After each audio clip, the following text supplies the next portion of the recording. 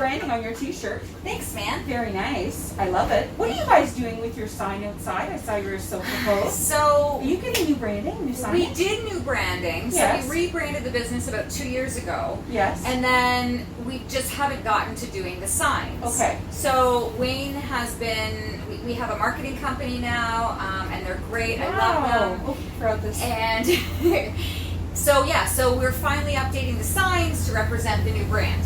Congratulations! Yay! I know. So that's what brand? Who are you? Who am I? Who are you? I am Pinups and Pompadours. Oh, 1626 Brock Street South in Whitby. Woo! And your name is? I'm Marion. You're the owner. I am the owner and operator at Pinups and Pompadours. So even though I own the joint, I actually still do services. I'm still an esthetician. Yes, and not only are you an esthetician, you teach.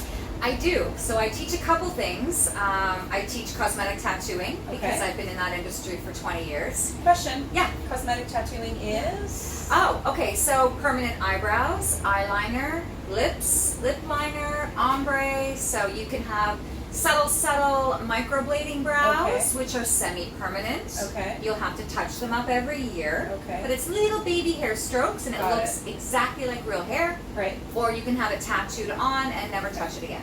So I teach cosmetic tattooing.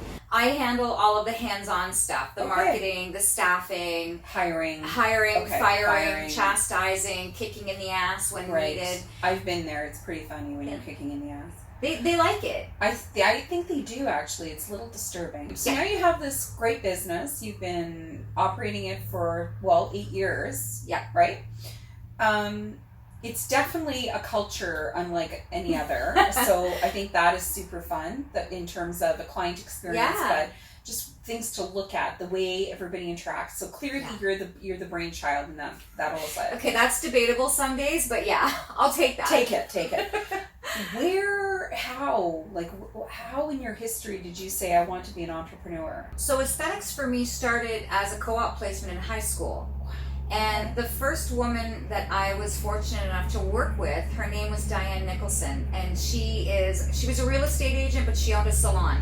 Okay. And it was a really small town, and she was gorgeous. She was beautiful. She was powerful, and she was my first role model in business. Okay, mentor. Yeah. And then throughout my whole kind of career, I was really lucky to work with some amazing women who were great bosses and great leaders, and some not so great bosses and great leaders. You need those, right? To know what you don't want to become. And that was it. That's exactly it. I knew who I didn't want to be like. I knew how I didn't like to be treated as an employee. Okay. So I tried to really be mindful of how I speak to my staff and, making sure that they feel heard. And that's stuff that I learned from the women that I've been fortunate enough to work with over the years.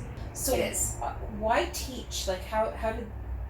So again, I go back to my mentors and how much they affected my life. Okay. I learned that I'm not where I came from. I'm where I'm going. Okay. And I'm where my end goal is. And a lot of people get really stuck with the whole, I had a bad childhood, so that's why I can't do this. And it's like, no. That's an excuse. You need to do better. You need to try harder. And I think because I was so fortunate to have those mentors, I want to pass that back. I'm almost 50. Okay. So, the physicality of my job 56. Is coming. Yeah. I know it's coming to an end. Yeah. My hands cramp. I can't hold a nail drill, for 8 hours a day anymore. Yeah. I can't tattoo 9 hours a day. My back is shot. My neck is shot. So for me, teaching was a really good way to keep active and viable in the industry and pass it on to the next generation of women coming into business. Mm-hmm. So for me, it's wanting to leave the industry better than I found it, and these women are my legacy. Wow. Yeah, they are. I didn't send you these questions in advance. That seems very canned and brilliant, the way you just answered that. I'm a real smart girl. You are a smart girl. But then you also developed product. I did. So again, why? I'm asking a lot of, this is a really easy interview. Why? Why? Why? So again, you could have used, or somebody could have sold you, or sold you on, my lines are better than, right? You've got lots of choices. The salons have too many, frankly. But that's part of the problem, is there are so many. My brand is called Pinups and Pompadours. It's branded after the business, and I did it because, yes, there are a million really amazing brands out there. Right. But there's a couple of flaws that I continue to come into. How many times have you bought a moisturizer and gone, I love this moisturizer, for 2 months? And then after a little bit, you're like, oh, well, it's not doing as good anymore. I'm starting to and then this and the these. And it's because the packaging is too big for the product.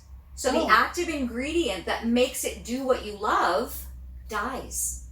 And that was one of my frustrations, is and the cost. Yeah. You're spending $300 on this big ass jar of moisturizer that after 3 months, the active ingredient is going to die.